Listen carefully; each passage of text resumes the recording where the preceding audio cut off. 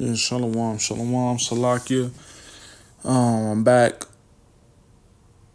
continuing on from where I was at previous to the lesson. All right, Luke 21 and shalom, shalom. Call Loyim La Yah Bashim Yahushua Bashim Rachakwadash. This picking back up Luke chapter 21 verse 15. For I will give you a mouth. Wait, no. Salakia. Luke chapter 21 verse 20. And when ye shall see Jerusalem compassed with armies, then know that the desolation thereof is nigh. Then let them which are in Judea flee to the mountains, and let them which are in the midst of it depart out, and let not them that are in the countries enter thereinto.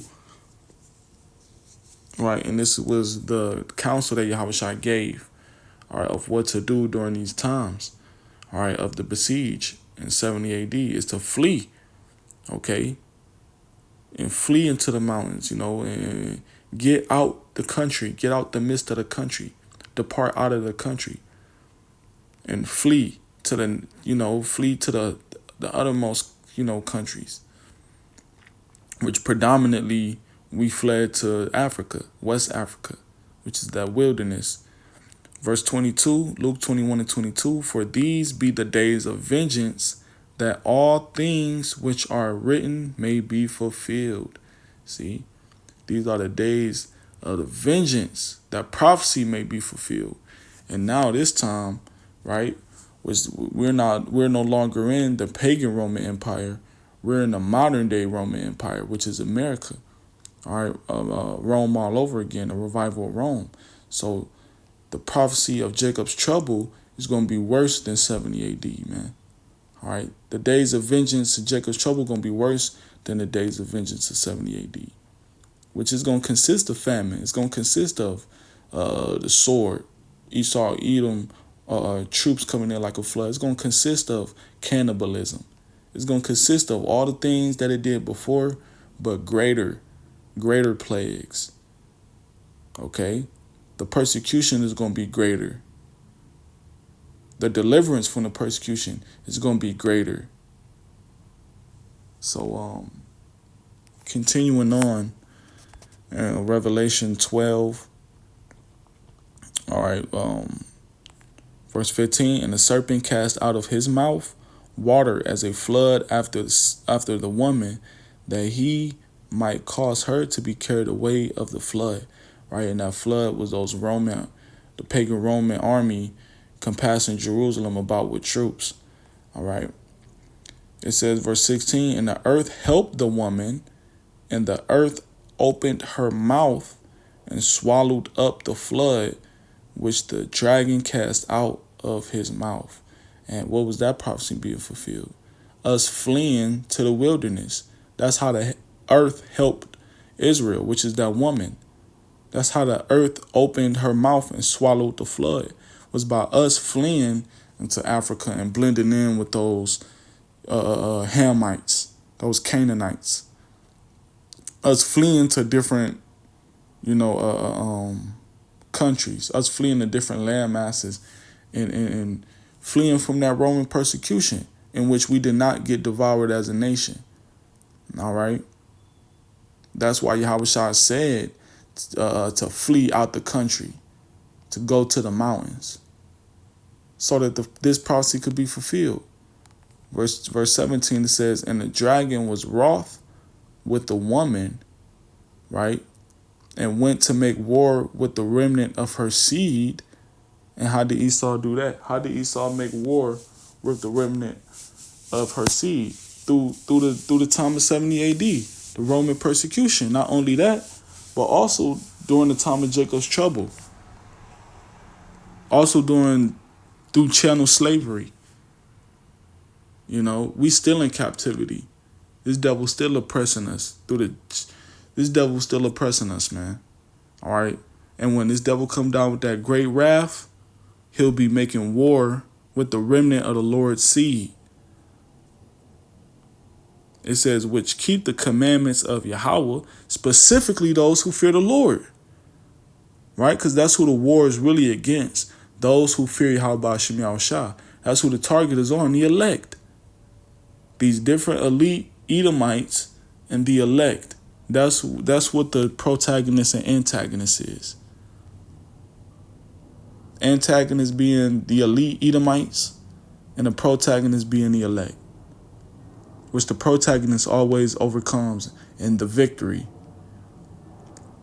All right, so when Esau Edom make war with the remnant of her seed, which keep the commandments of Yahweh and had a testimony of Yahweh, Lord willing, we gonna overcome. Because that's prophesied as well too. Let me grab this real quick. This is just to back up the statement that I made. 2nd Esdras chapter 16, and I'm gonna start at verse 70. For there shall be in every place and in the next cities a great insurrection upon those that fear the Lord. That's that persecution. Because guess what? Those who fear the Lord, they're gonna speak out against this devil. They're going to speak out against this beast system. They're going to speak out against the wickedness that this system upholds, the folly that this system greatly holds in dignity, right?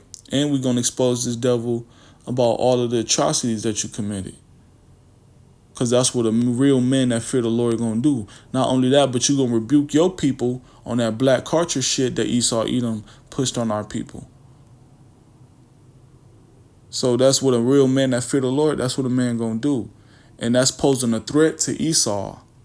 So guess what he's going to do? He's going to try to spoil and destroy those that fear the Lord. By first destroying their character, demonization, right? Setting up false witnesses, bearing false witness.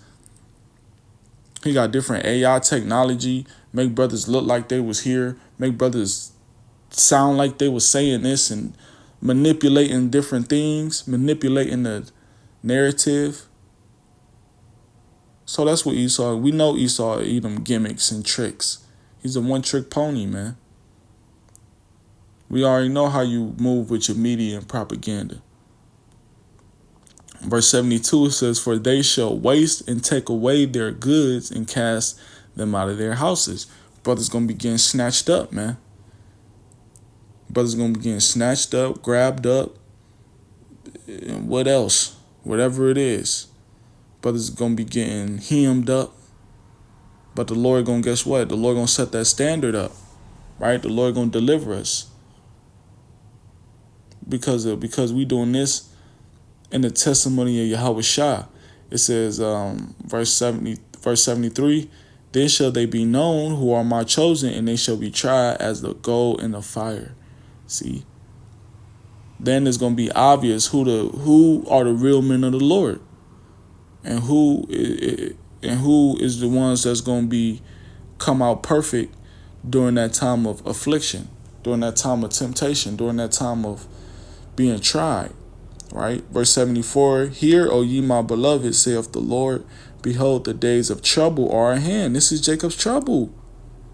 This is everything that Jacob's trouble consists of. This is the times we've been prophesying and waiting on, man. But I will deliver you from the same. Yahweh Shah gonna deliver us from the same things that we going through, that we reading about. Yahweh Shah gonna deliver us from that, man. You know? So even though this devil gonna make war with the remnant of the seed, all right, even though this devil gonna make war with us, guess what? Yahweh Shah said he's gonna deliver us from the same. And we can count on that, man. So with that being said, Lord, when it's an edifying lesson, giving our glory, honor, and praises to Yahweh, Ba'ashem, Yahweh Shah, Ba'ashem, Chakwadash, Shalom, Shalom, Kwam La Ma'ayel, Yasharala.